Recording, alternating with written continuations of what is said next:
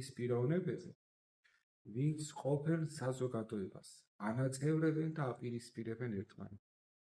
და მათზე დიდი ცოდვა, მე ასე ვიტყოდ. იმიტომ რომ შენ, როდესაც ხელს უწყობ საზოგადოების გათიშულობას, ურთიერთ დაპირისპირებას, აი ამაზეც უთი რა უნდა გააკეთო. აბა დავფიქრდეთ ჩვენ, რა შეიძლება შენს ერთს გაუკეთო ცუდი და რა შეიძლება გაუკეთო კარგი. კარგი ის იქნება, რომ გააერთიანო სამშობლოს ინტერესის დაცვაში. ეს იქნება კარგი. ეროვნული ინტერესების გაღვივებაში, ტრადიციების აღორძინებაში, ურთიერთ სიყვარულში, ურთიერთ თანადგომაში.